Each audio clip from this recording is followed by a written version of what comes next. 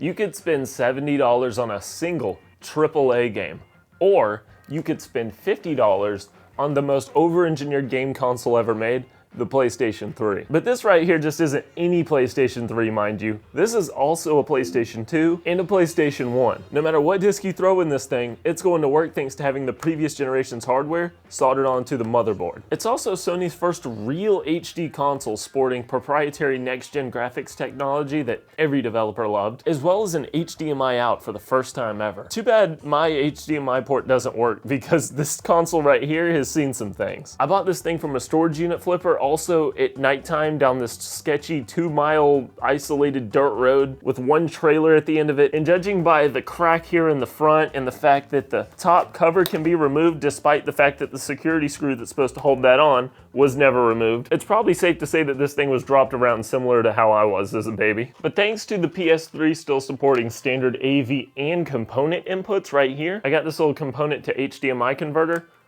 and I was good to go. I think the look of the PS3 has aged fantastically, and I love the controllers. Sony said if it ain't broke, don't fix it, and they gave us the same banger loadout that they debuted in '99. They also must have made these batteries out of magic, because I swear back in the day you used to get like 100 hours out of these things, and still today, I rarely have to charge this. I don't remember ever having to plug this thing in recently. That being said, they are kind of fragile, and I definitely broke a fair share of these back in the day. If I like one bullet in the bag! I may have had a few problems. If you are looking to get some PS3 controllers, keep an eye out for these weird aftermarket ones you can find on eBay that I think use refurbished parts. I've heard some wishy-washy things about them, and you're probably better off finding an independent seller that's got these OEM ones. Despite this console being old enough to serve in the military, which it already did, it still happily works like any good modern console would, thanks to Sony making this one of the most expensive consoles ever at its launch. This is thanks to the unprecedented amount of stuff that they just crammed into this thing. If we pop open the hood of this thing, we got a CF card slot, a Memory Stick Pro Duo slot, an SD card slot. You also have your external storage options via USB and a removable hard drive that could be swapped out for a bigger storage size. All this might seem like overkill for what is essentially a game console, because Sony also intended for this thing to be a home computer. Yeah, with the ability to dual boot with what Sony called Other OS, you could basically boot into a full suite of Linux and turn this thing into a home computer, or whatever else you would do with it. Like the Air Force making a hub of supercomputers out of this thing, which was probably because Sony was selling these things at a significant loss compared to their PC counterparts, so you basically had a bargain supercomputer at your hands. But you're probably not here for a history lesson on the computing power of this thing, and honestly, I'm not qualified to give it to you. But if you're bargain hunting for a banging ass console with a lot of potential, this might be your ticket. The $599 price tag was a hard pill to swallow back in the day if you weren't working 2 jobs for it, but thanks to the power of depreciation, this thing is an unbeatable value for the money today. So let's talk gaming. Do you want to experience the birth of PlayStation with the games that crafted that experience? The PlayStation 3 can do that. Just pop in your game and it's good to go. But what about its follow-up with games that were a generational leap from its humble beginnings? Games that you probably won't ever see again on the digital marketplace, like Spider-Man 2, the original one, the slew of original Need for Speed Street Racing titles, or that time they made a GTA-style spin-off in the Simpsons universe. Well, that's where one of these fat boys comes in. Although you may be tempted to get the newest, slimmest, sexiest, most reliable consoles of the PlayStation 3 generation, they come with a cost. The cost of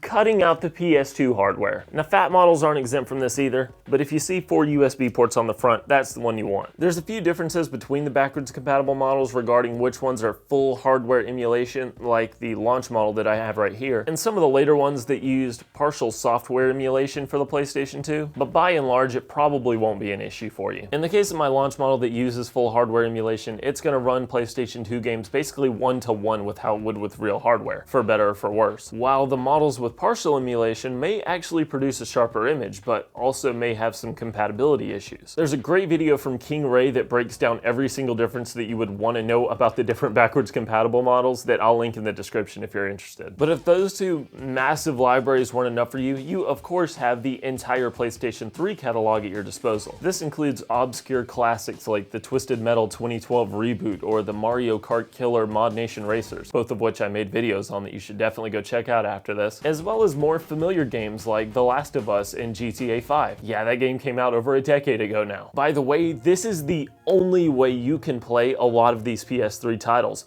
outside of emulation, because titles like Metal Gear Solid 4 were either too complex in its development for the weird hardware to port over to future consoles, or they were just flat out left to be abandoned on the platform. You know, when United Front Games shuts down and Mod Nation Racers is just an IP that Sony has in its back pocket, and there's no easy way to just port the game to modern consoles, well, guess it's the death of it. F you guys. I've recently started playing through games that I've never touched before because you can't just easily access them on modern platforms like Lollipop Chainsaw that I'm definitely playing for the story, which I also may or may not be making a video on. And it's made me realize just how damn good we had it, dude. All right, we're going into Boomer Rant now, so you can go ahead and click off if you don't want to. There are some genuinely amazing titles from this generation that I'm dedicated to covering on this channel that you're doing yourself a disservice of if you're not checking them out. The games, not my videos. But you can go check those out too if you want. There was a period of time before live service multiplayer and microtransactions were the main focus in game development, and physical releases were more than just an afterthought that you had to copy to your hard drive to play. Speaking of that hard drive, its 20 and 60 gigabyte offerings at launch were just proof of how many were given about proprietary commerce online. An iPod of that generation had more storage than that. That being said, yesterday's afterthought is today's opportunity. Like the console itself, you can pick up a 500 to 1 terabyte hard drive for this thing on the cheap, like 20 bucks, and it'll fit anything and everything you could ever want on this thing, and I literally mean everything. Okay, don't quote me, I don't literally know how big the PS3's library hard drive size is. What I'm about to discuss here is some elite level hacking that isn't for the faint of heart. If you're not a fan of your console being exposed to the devious world of open source magic, then you might want to click off the video now. Okay, now that those guys are gone, we can have grown-up talk. Put custom firmware on your PS3. Put custom firmware on your PS3. I've probably owned like 10 different PS3s so far, and never once did I really bother to actually put custom firmware on this thing. Now I did, and I'm really glad that I did. If you really want to get the most out of your console, putting custom firmware on it is the way to go. And by the way, it's never been easier. I pulled up to my laptop, flash drive in hand, in about 30 minutes with a Mr. Mario tutorial, I had this thing unlocked and it was ready to go. Okay, I lied. It wasn't this flash drive. It was an SD card and an iPod, but you get the point. Remember that Linux compatibility that I mentioned earlier? Yeah, at some point Sony decided to remove that due to concerns with hardware vulnerabilities. Yeah, great job of stopping that. But thanks to the unrestricted access to custom firmware, you can once again explore the features of the PlayStation 3 that were removed from users that bought the console under that promise. But more importantly, you can now use that beautiful Blu-ray drive to conveniently back up and store all of your legitimately purchased games to play and access anytime you want on the console itself, regardless of what Sony's doing with their storefront, which I'm sure closing is on the horizon for that anytime soon now. Custom firmware also allows you to do more obscure things that you would never be able to do on a stock console, like play fan translations of games that were never localized in the Freedom/Tea and Biscuit/Maple Syrup language. You can also install useful homebrew applications like monitoring tools to make sure you aren't overheating your 18-year-old PlayStation that you haven't replaced the thermal paste on. So upon further playing of the console while I've been making this video, it did in fact overheat, so that's pretty cool. Be sure to like and subscribe for the follow-up video when we replace the thermal paste in the hard drive. Or install tools that let you customize your themes or install mods to your games that you never would have been able to do on a stock console, and that's not even mentioning emulation possibilities on this thing. It could just be an emulation or media box. Don't forget this thing has a Blu-ray drive in it, so movies. Movie box. Oh, I just noticed another little nick right there. With 3 generations of PlayStation at your disposal and a wealth of tools to customize this thing the way you want, it is an incredible value for the money today, given you find a good deal. These things regularly sell for over $100 on eBay, but I've never paid anywhere close to that for the 3 backwards compatible PS3s that I've bought in recent years. With some patience, you can definitely pick these things up for a good deal online or within your local marketplace. Games are also pretty cheap too if you want to do a little hunting for your physical library. I'm happy to add this scuffed little rescue to my creation and potentially do some upgrades in the future. And if you want some ideas on what you should pick up first, YouTube's going to conveniently pop up some videos that you should check out right here at the end of this video. Thanks for watching. See you guys when we spruce this thing up. Be sure to like and subscribe